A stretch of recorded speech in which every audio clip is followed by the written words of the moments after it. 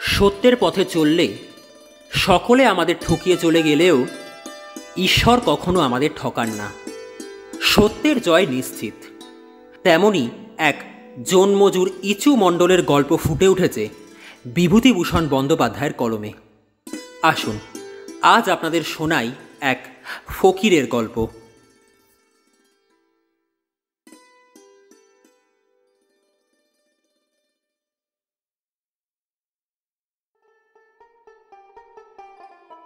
ইচু মণ্ডলের বেজায় সর্দি হয়েছে। ভাদ্র মাসের বর্ষণ মুখর শীতল প্রভাত, তালি দেওয়া কাঁথা। ওর বউ, তার নাম নিমি, শেষ রাত্রে গায়ে দিয়ে দিয়েছিল। এমন সর্দি হয়েছে যেন মনে হচ্ছে সমস্ত শরীর ভারী। ইচু শুয়েই পা দিয়ে চালের হাঁড়িটা নেড়ে দেখলে সেটা ওর পায়ের তলার দিকেই থাকে। হাঁড়িটাতে সামান্য কিছু চাল আছে মনে হলো তার। হাজার জনে যাব না, একটু পানি দে দেখি। জনে যাবে না, তবে চলবি কিসে? কেন, শাল তো রয়েছে তোর হাঁড়িতে। সজনে শাক টাক সেদ্ধ কর, আর ভাত, নুন তো আছে। একটু অমনি পড়ে আছে মালাটার তলায়। তবে আর কি, পানি দে, নামাজ করি। ইচু জল দিয়ে হাত মুখ ধুয়ে অজু শেষ করে ফজরের নামাজে বসে গেল। এটি তার জীবনের অতি প্রিয় কাজ বাল্যকাল থেকেই। মজুরি করতে না যেতে পারে সে, কিন্তু নামাজ না করে সে দিনের কাজ কখনো আরম্ভ করেনি। উঠেছ যখন তখন জনে যাও। আজকাল যুদ্ধের বাজারই 10 আনা করে জন, অন্য সময় 3 আনা হতো যে। হাঁড়িতে যদি চাল থাকতি দেখলে তবে আর তুমি জনে যাবা না, ও ভালো না। নামাজের সময় ঘ্যান ঘ্যান করিস নি বাবু, একটু চুপ কর। নামাজ শেষ করে ইচু দা হাতে বেরিয়ে যেতে গিয়ে একটু থেমে বললে, কি খিদে পেয়েছে রে, কি আছে রে? কিছু নেই। দেখ না হাঁড়িটা, বড্ড খিদে পেয়েছিল। 2 কটা পানি দেওয়া ভাত পড়ে আছে, আর কিছু নেই। তা তাই দে। বেনবেলা না খেয়ে গেলি দুপুরবেলা এমন খিদি পায়, দা ধরতে হাত কাঁপি, কাজ করতে পারিনি। শাইলিপাড়া গ্রামের পাশ দিয়েই রেল লাইন চলে গেছে। রেল লাইন পার হয়ে ফাঁকা মাঠ একদিকে, মাঠের মধ্যে বিল। ভরা ভাদ্রের বর্ষায় থই থই করছে তার জল। ধারে ধারে কাশবনে সবে ফুল ফুটতে শুরু হয়েছে। জলে কলমিলতা জালের মতো বিস্তৃত হয়ে আছে। বনখেজুর গাছের মাথার তেলাকুচো লতার দুলুনি, টুকটুকে লাল তেলকুচো ফল সবুজ পাতার আড়াল থেকে উঁকি মারছে। ফিঙে পাখি ঝুলছে রেলের তারে। রামাগোয়ালা জনমজুর নিয়ে ধান কাটছে তার নিজের জমিতে। ইচুকে দেখে বললে, যাবা কোথায়? সনিকপুরের বিলি ধান কাটতি। কত করে জন দিচ্ছে? 7 সিকি করে বিঘে। তা আমাকে একটু আগুন দিবা? নিয়ে যাও, ওই বেনাজোপের ধারে মালসা আছে। ভাত খেয়েই চলে এলাম, হাঁপ জিরোতে পারিনি। তা আমার না খেলি কাজে মন বসে? মালসা থেকে আগুন নিয়ে তামাক খেতে খেতে চলল ইচু। ইচুর গ্রাম থেকে 2 মাইল দূরে সনেকপুরের বিলে 150-200 বিঘে জমিতে ভাদুই ধান পেকে গাছ শুয়ে পড়েছে। যেমন বর্ষা নেমেছে, 2-5 দিনে বিলের জল বেড়ে পাকা ধান ডুবিয়ে দেবে। তাই এবার মজুরির রেট এদিকে খুব বেশি। তার উপর আছে মজুরদের একবেলা খোরাকি। ইচুর বড় ভালো লাগে আল্লাহর কথা শুনতে। পায়রাগাছির ফকির এ অঞ্চলের মধ্যে নামজাদা সাধু। একবার ইচু তাকে দেখেছিল। বাল্যকাল থেকে ইচুর ঈশ্বরের দিকে কেমন এক যেন টান। পায়রাগাছির ফকির সে টান আরো বাড়িয়ে দেন ওর। ইচু যেন কেমন হয়ে গিয়েছে তারপর থেকে। সংসারে মন দেয় না, মজুরি করে পয়সা রোজগারের দিকে বা খাওয়া দাওয়ার দিকেও মন নেই। কাস্তে হাতে জমির ধান কাটতে কাটতে মাঝে মাঝে অন্যমনস্ক হয়ে পড়ে। অনেকে তো ওকে তা নিয়ে খ্যাপায়, বলে, ওই চু শেষকালে ফকির হবা নাকি গো? ইচু মুখে কিছু বলে না, চুপ করে থাকে। সে নিতান্ত ভালো মানুষ, কারো কোনো কথার প্রতিবাদ করতে পারে না সে। মজুরি রেট নিয়ে দরাদরি করতে পারে না বলে অনেকে ওকে ঠগিয়ে কাজ আদায় করে, বিনি মজুরিতে অনেক সময় খাটিয়ে নেয়। ওই চু আমার বাড়ির চাল কুমড়োর মাচাটা তুমি থাকতে নষ্ট হয়ে যাবে। কেন, কি হয়েছে চাচা? খুঁটিগুলো সব পড়ে গিয়েছে। ও বেলা এসে করে দেবনি চাচা। ইচু কথা ঠিক রাখত নিজের। যাকে যা বলবে তা সে রাখবার জন্যে প্রাণপণে চেষ্টা করবে, এটা সকলেই জানে। মহাজনে 2-3 বিশ ধান মুখের কথায় ওকে দিয়ে দিত। এই পর্যন্ত সে কারোর টাকা বা ধান মেরে দেয়নি। একবার পাশের গ্রামের মুখুজ্জেদের জমির ধান সে ভুল করে কেটে ফেলেছিল। বেশি নয়, কাঠাখানেক জমির বাঁকা ধান। মুখুজ্জেদের জমির পাশে তখন ওর নিজের ওটবন্দি জমি ছিল 2 বিঘে। মুখুজ্জে মশাই যখন জানতে পারলেন তার জমির ধানকে কেটে নিয়েছে, তখন খুব হইচই জুড়ে দিলেন। কে ধান কেটেছে সন্ধান করতে পারলেন না, কারণ সবারই তখন ধান কাটবার সময়। সকলেরই বাড়িতে ধান, কার ধান তিনি গিয়ে ধরবেন। 2 দিন পরে ইচু গিয়ে সন্ধ্যাবেলা তার বাড়ি হাজির হলো। কি রে ইসু, কি মনে করে? সালাম বাবু, এটা বড় ভুল করে ফেলেছি। কি রে? আপনার জমির ধানটা কাটাখানে কেটে ফেলে ঘরে নিয়ে গিয়ে তুলুম। তা বাবু, 1.5 সুদ দিয়ে সেই ধানটা আপনারা শোধ দিতে চাই। তোর কাজ ইসু, আমি তো আকাশ পাতাল হাতড়াচ্ছি।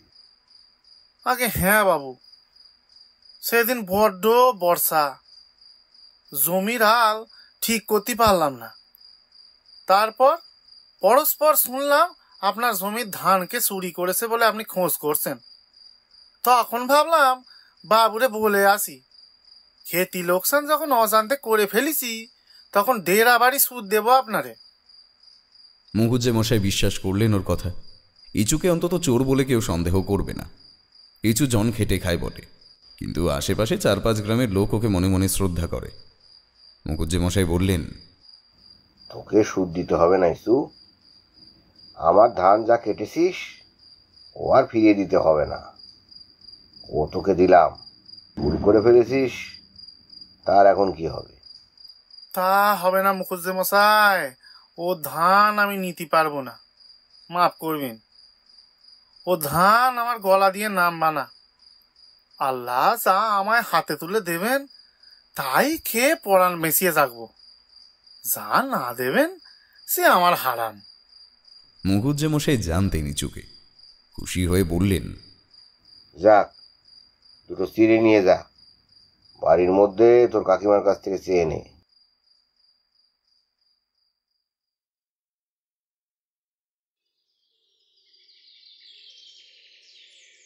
সনেকপুরের বিলটায় পৌঁছে ইচু দেখলে জনমজুর এখনো কেউ এসে পৌঁছয়নি। এরা পছন্দ করে না। সে বেশি রেটে মজুরি নেব অথচ কাজে আসবো দেরি করে, মালিকের কাজে ফাঁকি দেব, এ তার ভালো লাগে না। ধান কাটে ঘড়ির কাটার মতো, এ কাজে তার ফাঁকি নেই। পথ চলতে লোকে জিজ্ঞেস করে, কি ধান গো এটা? বেনাজুপি। এবার ফসল কেমন? তা 2.5 বিশ থেকে 3 বিশ পর্তা হতে পারে। বিঘে? বিঘে নাকি কাঠায়? ইচু হা হা করে হাসে পথিকের অজ্ঞতায়। পথিকের উদ্দেশ্যে চেঁচিয়ে বলে, কাঠায় 2.5 বিশ ধান ফলন হলে কি আমরা জন খেটে খেতাম গো কর্তা। বাড়ি কোথায় তোমার? সাইলে পাড়া। নাম? ইসু মন্ডল।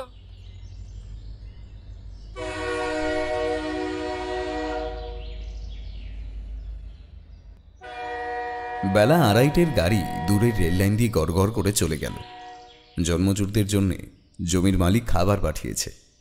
একজন লোকে বাঁকে ঝুলিয়ে 8 ক্রোশ দূরবর্তী সনেকপুর গ্রাম থেকে কাঁসার জামবাটিতে সাজিয়ে এনেছে গরম ভাত, কুমড়োর ঘণ্ট ও কুচো চিংড়ি ভাজা। এ সময় ভালো খেতে দিয়ে মন খুশি করা মানে বেশি কাজ আদায় করা ওদের কাছ থেকে। জমির মালিকেরা তা জানে।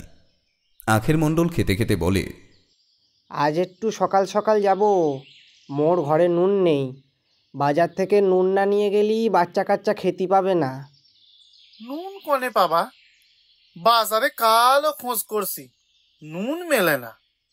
ও মা, আলুনি খেয়ে খেয়ে মুখি তো পোকা পড়ে গেল। আর অন্ধকারে খেয়ে খেয়ে চোখে ঢেলা বেরুলো। কেরাসিন তোলে তো মুখ দেখিনি কত কাল। কুমড়োর ঝালটা করেছে বেশ, সনেকপুরের এরা খেতি দেয় ভালো, পেটটা ভরি খেতি দেয়। কেরাচিন্নি পাবা কোথায়? খাওয়া দাওয়া শেষ করে আখের মণ্ডল দা কাটা তামাক সাজলে কলকেতে। বেশ করে আগুন ধরিয়ে প্রবীণ রমজান মণ্ডলের হাতে দিয়ে বললে, হ্যাঁ দে ধরো চাচা। চাচা, তোমার বয়স হলো করে? যেবার জোড়া বন্যা হয়েছিল সেবারে আমি গরু চড়াতে পারি, 30 কি 40 হলো প্রায়। কেউ বিশেষ বুঝতে পারলে না। জোড়া বন্যা কত বৎসর পূর্বে কোন সালে হয়েছিল কেউ জানে না। রমজানের বয়স কম হলেও 70 ছাড়িয়েছে। যখন সে গরু চড়ায় তখন এর কেউই জন্মায়নি। সংখ্যা সম্বন্ধে জ্ঞান এদের নিতান্তই সীমাবদ্ধ। বেলা যায় 5টার গাড়ি গড় গড় করে মাদলার বিলের ওপর দিয়ে চলে গেল।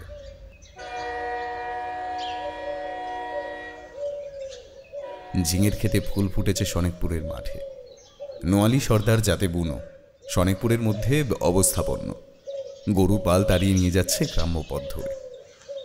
ইচু সন্ধ্যার নামাজ শেষ করে উঠতেই বেড়ার ধার থেকে নোয়ালি সর্দার বললে, ইসু, কাল আমায় জন দিতে পারবা? না গো। কেনে? সনেকপুরওয়ালাদের বিলির ধান কাটা হচ্ছি। চলো আমার বাড়ি চলো, তামুক খেয়ে যাবানি। রমজান মণ্ডলকে ইচু ডাক দিলে, ও চাচা, সর্দারের বাড়ি তামাক খাবা, চলো। নোয়ালি সর্দারকে তামাক খাওয়ানোর আসল উদ্দেশ্য মজুরি রেট সম্বন্ধে দরদস্তুর করা। ইচু রমজানের পুত্রের বয়সী, সুতরাং দরদস্তুর সম্বন্ধে রমজান নেতা হয়ে কথাবার্তা চালালে। 7 শিখের কামে পারবো নি গো, এতে তুমি রাগ করো না সর্দার। রমজান চাচা, তার সেই আমার গলায় পা দিয়ে মেরি ফেলো না কেনে? অনাজ তো কিছু বলছি নে। অন্যায্য নয় চাচা, যা ছিল 14 আনা তাই 7 শিকে। এটা ভেবে চিনতে কথা কও। 5 শিকে করো, আর চাল ডাল মাছ পেটিয়ে দেবানি। তোমরা রান্না করে খেয়েও। মোদের রান্না তো তোমরা আবার খাবা না। আমার পুকুরি এইবার এই এত বড় বড় স্যাং মাছ হইছে। নোয়ালি সর্দার হাত দিয়ে কাল্পনিক মৎস্যের দৈর্ঘ্য নির্দেশ করলে, যদি লোভ দেখিয়ে এদের কাজে টানা যায়। রমজান ঘাড় নেড়ে বললে, ও হবে না সর্দার, 7 শিখের কমে করলি। আর এক কলকে ধরাও চাচা, হাতে গাছের জালি আর শশা গোটা কতক নিয়ে যাও। নাও দুজনে খেও। শশা পুঁতেছিলে? মাথার শশা না মেঠো? মেঠো কোথায় পাবো চাচা? এই উঠোনটাতে মাছা করে দিলাম। শিম বরবটি শশা ও কিনে খাবার তো ক্ষমতা নাই মোদের। তরি তরকারি যা গুণ দাম। এ কথা আর বলো না, হাটে বেগুন কিনতাম পয়সায় 2-3 সের, তাই এখন বলে 8 আনা সের। খাদ্য উঠে গেল, ঝিঙে আছে? তা তোমার বাপ মায়ের আশীর্বাদে ওই 2 কটা দেবানি তুলে কেউ। যাকে 5 শিখেই দিও সর্দার, কারো কাছে প্রকাশ করো না জানো এ কথা। ইচু ও রমজান তামাক খেয়ে ঝিঙে ও শশা নিয়ে উঠে চলে এলো। নোয়ালি সর্দারের উদ্দেশ্য সিদ্ধ হয়েছে। সে জানে রমজান জনমজুরের নেতা, ওর কথায় দরদস্তুর ঠিক হয়। ওকে খুশি রাখলেই হলো।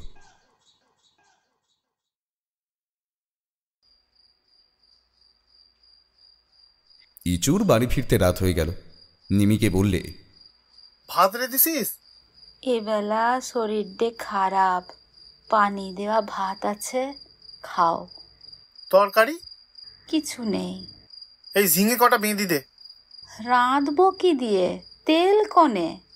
5 পলা ধার করে এনেলাম আছিরান বিবির কাছ থেকে, এখনো শোধ দিতে পারিনি। আবার কি ধার করতে ছুটব? পোড়া? নিমি খিলখিল করে হেসে উঠে মুখে আঁচল চাপা দিয়ে বললে, মুই কনে যাব গো? ঝিঙে পোড়া কেউ কখনো শুনিনি, খেতেই পারবা না। পারবো রে পারবো, তুই দে। খাওয়া দাওয়া শেষ করে পাকাটির আলো জেলে। তেলনি, অন্ধকার ঘরদোর, কে আসে কে যায় কিছুই বোঝা যায় না। কচু ঝাড়ে কেউ ঝাঁকার ঝোপে জোনাকি চলছে, উঁচু নিচু উঁচু নিচু। দেবতা ঝিলিক মারছে, রাত্রে বৃষ্টি হবে বোধহয়। ভাদ্রের গুমোট গরম। সারাদিনের হাড় ভাঙা খাটুনির পরে ইচু যেমন মাদুর পেতে শুয়ে পড়েছে, তখনই রাজ্যের ঘুম এসেছে ওর চোখে। আর জ্ঞান নেই।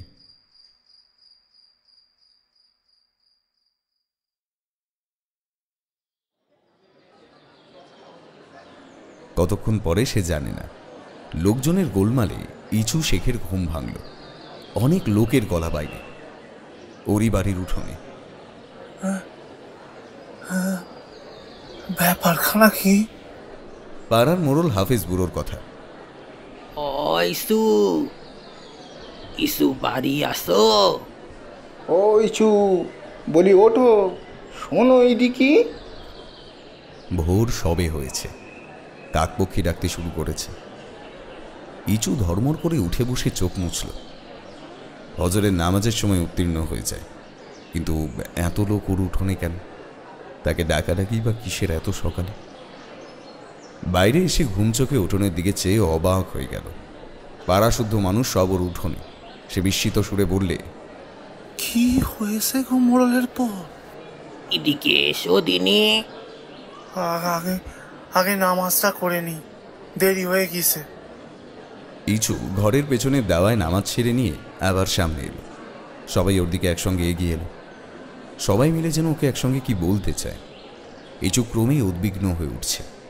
ওর বুকের ভেতর ঢিপ ঢিপ করছে, ভয়ও হয়েছে ওর। নিমি এ সময় এসে গেল কোথায়? হয়েছে কি? এসো, মোর সঙ্গে এসো। ইচু শেখ ওদের পেছনে পেছনে কলের পুতুলের মতো চলল। রেল লাইনের দিকে সকলেই যাচ্ছে। নাবাল ক্ষেতের এক হাঁটু জল পার হয়ে সবাই রেল লাইনে উঠল। একটা খেজুর ঝোপের আড়ালে রেল লাইনের ওপর উঠে সবাই দাঁড়ালো থমকে। হাফেজ ডেকে বললে, এখানে এসো। কি কি ব্যাপার? ইচু এগিয়ে গিয়ে যা দেখলে তাতে তার মাথা ঘুরে গেল। সে নিজেকে পড়তে পড়তে সামলে নিল। রেল লাইনের ওপরে একটা রক্তাক্ত মৃতদেহ, গলা সামনের দিকে গভীরভাবে কাটা। দেহের সঙ্গে একটি অস্বাভাবিক কোণের সৃষ্টি করে চিত হয়ে পড়ে আছে তা। মৃতদেহ নিমির। তারপর আর তার ভালো কিছু মনে পড়ে না। গ্রামের লোকে মিলে তাকে কত কিছু প্রশ্ন করতে লাগলো। সে কোথায় ছিল, নিমি কতক্ষণ ঘরে ছিল, নানা প্রশ্ন। নিমি রেলেই গলা দিয়ে মরেনি, তাকে নাকি খুন করে টেনে এনে রেলে শুয়ে রাখা হয়েছে। তার চিহ্ন পাওয়া গিয়েছে। ইচু বুঝতে পারলে তার উপর অনেকের সন্দেহ এসে পড়ছে। পাশের গায়ে দফাদারদের সংবাদ দিতে লোক যাবে এখনই। তার আগে ইচুকে একবার জিজ্ঞেস করা দরকার। সে কোথায় ছিল তা জানা দরকার। সেই জন্যই গ্রামের লোক তার বাড়িতে গিয়ে ডাকাডাকি করছিল। ইচু মাথায় হাত দিয়ে বসে পড়ে বললে,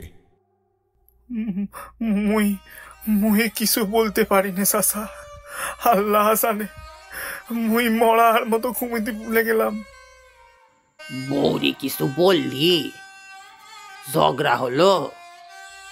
কিছু না চাচা। বউ ঘরে শুলো? ইচুর মনে একটা ভয়ানক সন্দেহ উঁকি মারল। এ প্রশ্ন করে কেন লোকে? বছিরউদ্দি শেখ এগিয়ে এসে ওকে উঠিয়ে বলল, মোর কথা সবাই শোনো। ইচু সেই রকম লোক নয়। চলো এক্ষুনি বনগায় ওকে নিয়ে মোক্তার বাবুদের কাছে। বিহিত কথা তারা বলবে, তাদের পরামর্শটা নেওয়া দরকার। এখানে থাকলেই এখনই দফাদার এসে ওকে বাঁধবে। তার আগে চলো মোরা ৬-৭ জন ওরে নিয়ে বনগায় যাই, পরামর্শ নিয়ে ফেলি। পুলিশ গ্রেপ্তার করার আগে কে যাবা? দেখা গেল প্রায় সকলেই যেতে চায়। কিন্তু উকিল মুক্তার বাবুদের টাকা মুই কোনতে দেব? মোর হাতে একটা টাকা আছে, কালকার জনের দর, তাতে হবে? টাকার জন্য তোমার ভাবনা হচ্ছি কেন? তোমার জান যদি বাঁচে কত টাকা হবে বলো দিনি। আচ্ছা তুমি চলো দিনি, কি বলো বস্ত্রদ্দি? তা নিশ্চয়। টাকার জন্যই তুমি ভেবো না, সে মোরা দেখবো। তাই রেল লাইন ধরে যাওয়া যাক। সোজা রাস্তা দিয়ে গেলে পরে পুলিশই ধরতে পারে। বেলা 7:30টার মধ্যেই ওরা বনগ্রামের বড় ডাক্তার রামলাল চাটুর্যে মশাইয়ের বাসায় পৌঁছে গেল। রামলালবাবু বেশিক্ষণ ওঠেননি। সে রাস্তায় বসেই চা খাচ্ছেন এবং মুহুরী দুলাল চক্রবর্তীকে বিলম্ব করে আসার জন্য তিরস্কার করছেন। কাল চলে গেলে কাছারি থেকে বাড়ি, জামিননামা দুটো সই করাতে হবে, তোমার সে খেয়াল থাকে না। এখন এলে 8টার সময়, এমন করলে কি করে আমি কাজ চালাই? ওদের দরখাস্তের নকল নেওয়া হয়েছে? আজ্ঞে, নকলের জন্য দরখাস্ত করা হয়েছে। কাল বিনয়বাবু সকাল সকাল চলে গিয়েছিল, তাই তার দেখা পাইনি। সকালে কাছারিতে গিয়ে আজ নকল দুখানা বার করে ফেলো আগে, নইলে জেরাই হবে না। কে কোত্থেকে আসা হচ্ছে? হাফিজ মণ্ডল এগিয়ে এসে নিচু হয়ে ডান হাত তুলে কপালে ঠেকিয়ে বললে, এগে সালাম বাবু। কি ব্যাপার, বাড়ি কোথায়? বড় বিপদে পড়ে এলুম বাবুর কাছে, বড় ফ্যাসাদে পড়ে গেছি। রামলালবাবু প্রবীণ মুক্তার, মুক্তারি ব্যবসায় চুল পাকিয়েছেন। শক্ত কেসে লোক যখন পড়ে তখন দিকবিদিক জ্ঞান শূন্য হয়ে পয়সা খরচ করে। ধীরভাবে সে পয়সা আদায় করতে হয়। সুতরাং একটা সিগারেট ধরিয়ে আরাম করে টান দিয়ে গম্ভীরভাবে বললেন, খুন? কিরকম খুন? হাফেজ ইঁচুর দিকে আঙুল দেখিয়ে বললে, এই লোকের বউকে কালকে গলা কাটা অবস্থায় রেল লাইনে পাওয়া গেছে। তো ওর নাম কি? ইসু। ও রাত্রে কোথায় ছিল? একে বাড়িতেই শুয়েছিল বাবু। তা বইয়ের স্বভাব চরিত্র কেমন? হাফেজ চুপ করে রইল। সে প্রবীণ লোক, গ্রামের মোড়ল, তার মুখ দিয়ে আর কোনো কথা বার হয় না। বছিরউদ্দিন শেখ পাশ থেকে ঈষৎ গলা খাঁকার নিয়ে বললে, বাবু ভালো না।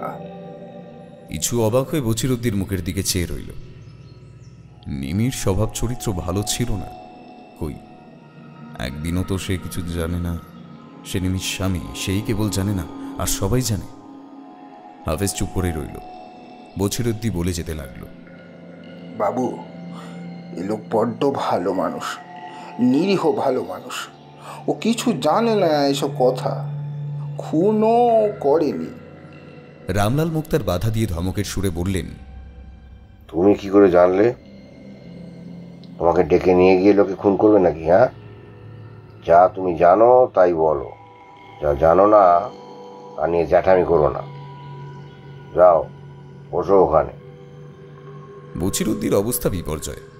হাফেজ একটু ভয় খেয়ে গেল। সমীহ করে সংযত হয়ে বললে, আগে বাবু যা বলেছেন তা অতি ল্যাজ্জকতা।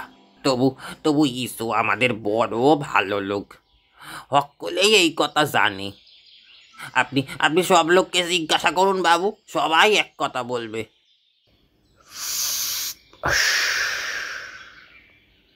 ঘটনা বলো। হাফেজ ঘটনা বর্ণনা করলে। ইচু মণ্ডলের মুখে যা সে শুনেছে। জন খেটে এসে অঘরে ঘুমোচ্ছিল, সবাই গিয়ে ডেকে ওর ঘুম ভাঙায়। ও বলেছিল রাত্রে ঘুমে অচৈতন্য হয়ে পড়েছিল, কি হয়েছে না হয়েছে ও কিছু জানে না। শোবার আগে ওর স্ত্রী ওকে ভাতও খেতে দিয়েছিল। ঝগড়া বিবাদ হয় নাই।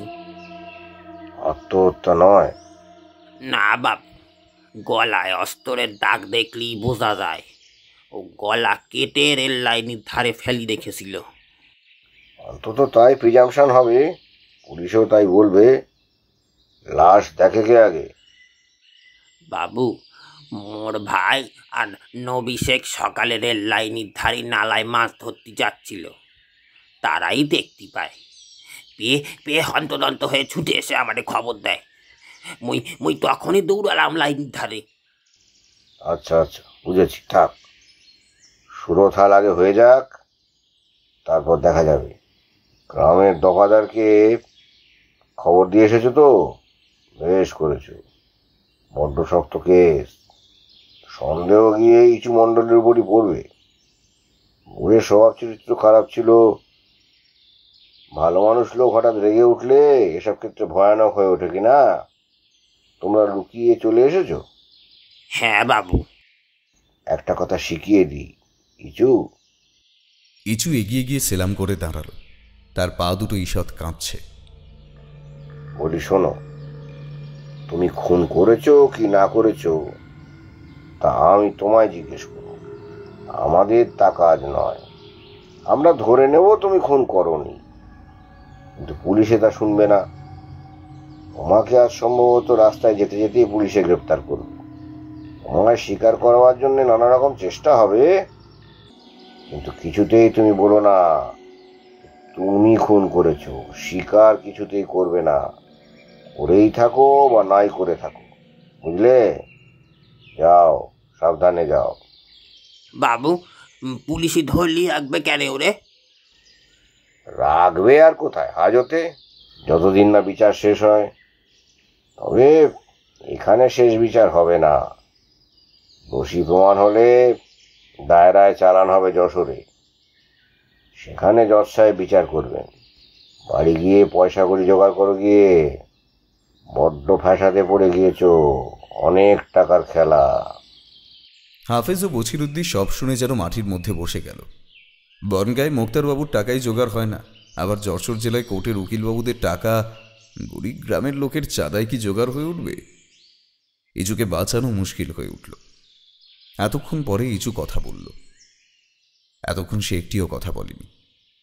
এইবার সে হাত জোর করে বললে, বাবু, মোর একটি কথা বলবার আছে।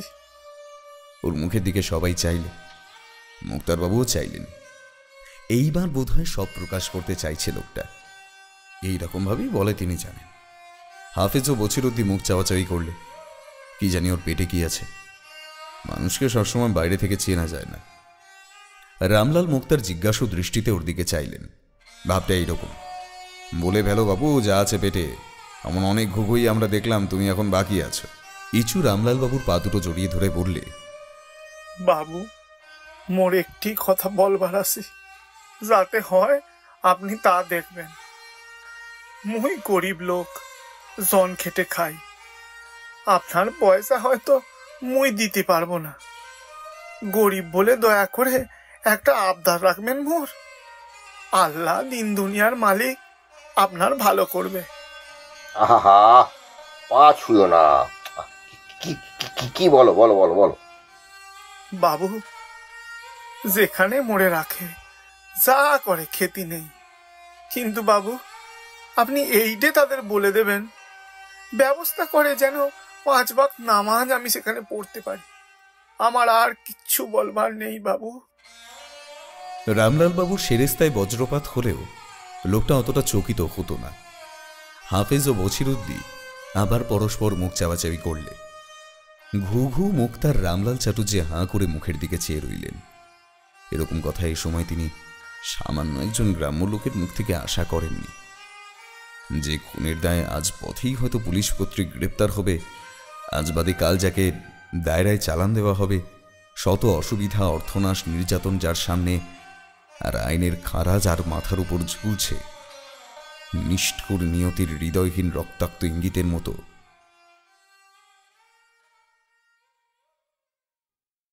রামলালবাবুই সেদিন বার লাইব্রেরিতে গিয়ে গল্প করছিলেন। সত্যি অবাক হয়ে গেলাম ভায়া, যখন লোকটাও কথা বললে। আজ যাকে পথেই অ্যারেস্ট করবে পুলিশ, কাল পূর্বে হাজতে যা সব যেতে বসেছে, সে যে ওই ধরনের রিকোয়েস্ট করতে পারে তা আমার মাথায় আসেনি। আমি আগে ভেবেছিলাম বুঝি কনফেস করবে। সামান্য একজন লোক, আমার চোখে জল এসে পড়লো ভায়া। ওরা সব চলে গেল। ইচু শেখকে ওরা বাজার থেকে পেট ভরে তেলে ভাজা, সিঙ্গারা, কচুরি আর মুড়ি খাওয়ালে। হাফেজ বললে, ওরে সাড্ডি হোটেলের ভাত খাইয়ে নিলি হতো, পুলিশি ধরলি কোথায় নেই যাবে, আজ খাওয়া হবে কিনা তারও তো কোনো ঠিক নেই। কিন্তু অত সকালে হোটেলে ভাত পাওয়া গেল না। রাস্তায় চলতে লাগলো সবাই। দুপুরের কিছু দেরি আছে। ইচু পথের পাশে এক বটতলার ছায়ায় নামাজ পড়তে বসল। আর কোনো কথা ওর মনে থাকে না। ঝিরঝিরে হাওয়ায় আজ পথের ধারের গাছতলায় অপূর্ব আনন্দ ও শান্তি নেমে আসে প্রাণে নামাজের সময়। সে সব ভুলে যায়, চোখে যেন জল আসে। নিমি কত ভাত রেঁধে দিয়েছে, কত আদর যত্ন করেছে। তার চরিত্র খারাপ ছিল, সে কিছু জানে না। নিমির জন্যে বুকের মধ্যে একটা বেদনা। নিমিকে সে খুন করবে। কাউকে কখনো খুন করার কথা তার মনে আসেনি। আল্লাহ সাক্ষী আছেন সব কাজের। ভয় কি? মালিক যা করবেন তাই হবে। রাস্তায় ওকে পুলিশ ধরলে না। বেলা 2টোর সময় বাড়ি ফিরে ওরা দেখলে পুলিশ দফাদার অপেক্ষা করছে ওদের পাড়ার বড় মোড়লের বাড়ি। লোক গিজগিজ করছে। ডাক হাঁক সাক্ষীর জবানবন্দি হতে বিকেল হয়ে গেল। শাইলিপাড়া গ্রামের সবাই এক বাক্যে দারোগার সামনে বললে ইচুর দ্বারা খুন হয়েছে তারা কেউ বিশ্বাস করে না। জবানবন্দিতে আরও প্রকাশ পেল ইচুর স্ত্রী নিমি প্রায় রাত্রে স্বামীকে ঘুম পাড়িয়ে বাড়ি থেকে বেরুত। গ্রামের মধ্যে তার প্রেমিকের অভাব ছিল না। প্রেমের প্রতিদ্বন্দ্বিতাও চলত। দারোগা ইচুকে সামনে ডাকিয়ে প্রশ্নের পর প্রশ্ন করলেন। শেষে বললেন, তা তা তুমি কিচ্ছু জানতে না যে তোমার স্ত্রীর চরিত্র খারাপ? না না দারোগা বাবু, কিছু জানি না মুই। জানো এতে চালান দিলে তোমার ফাঁসি হতে পারে। আল্লাহর যদি তাই মর্জি হয়, মোর মনে এতটুকু খেদ থাকবে না দারোগা বাবু। তেনার যা মর্জি তিনি তাই করুন। মুই খুশি ছাড়া অখুশি হব না। বুড়ো হাফেজ মণ্ডল এগিয়ে এসে দৃঢ় কণ্ঠে সোজা হয়ে দাঁড়িয়ে বললে, কাকে কি বলছেন বাবু? আল্লাহর কথা উঠলি ওর চোখ দিয়ে পানি পড়ে। অমন লোক এদিকে নাই। তা কাল রাত্রে তুমি কোথায় ছিলে? ঘরেই শুয়েছিলাম। মরার মতো ঘুম এসেছে চোখে। সনেকপুরের বিলিজন খাটলাম সারাদিন। ওনারা সকালে ডাকলে তখন মুই ঘুম ভেঙে উঠি। দারোগাবাবু অভিজ্ঞ লোক, পুলিশের চাকরি অনেকদিন করছেন। কে সাধু কে বদমাইশ চেনেন। ইচুর দ্বারা যে কাজ হয়নি ওর মুখের দিকে চেয়ে তখনই বিদ্যুতের লেখা বাণীর মতো ওর মনের মধ্যে সত্য উদয় হল।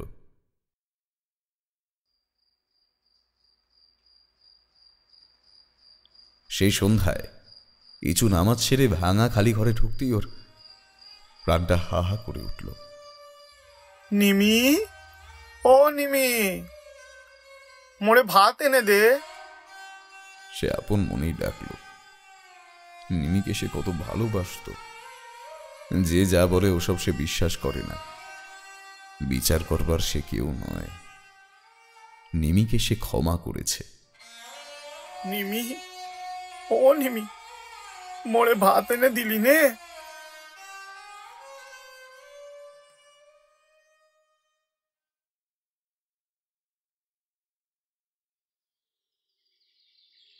পরদিন গ্রামের লোক সকালে উঠে ইচুকে তার ঘরে দেখতে পেল না। সে এক বস্ত্রে বাড়ি থেকে বেরিয়ে গিয়েছে কখন। গৃহস্থালির কলসি, হাঁড়ি কুড়ি, নারকলের মালা, 2-1খানা পিতলের ঘটি বাটি সব ফেলে রেখে গিয়েছে।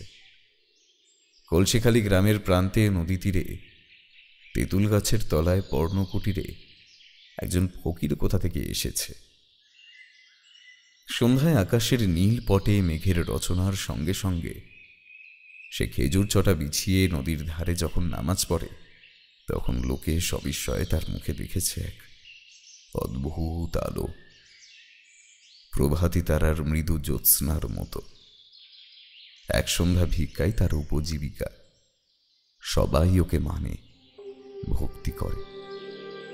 নাম ওর ইচু ফকির।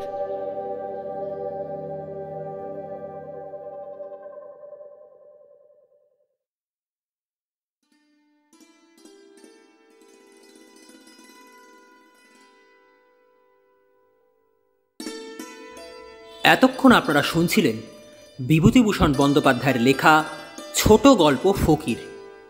আজকের গল্প পাঠে ছিলেন ব্রতদীপ মুখার্জি এবং অন্যান্য চরিত্রে ছিলেন সরঞ্জিত, চৈতালি, দিব্যেন্দু, সুরঞ্জন, শুভাশিস, সৌমেন, অয়ন এবং আমি অঙ্কন।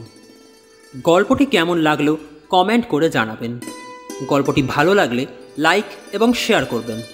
আমাদের চ্যানেলের পরবর্তী গল্প শুনতে সাবস্ক্রাইব করুন বং স্টোরি লেন, ভিন্ন স্বাদের গপ্পের গলি।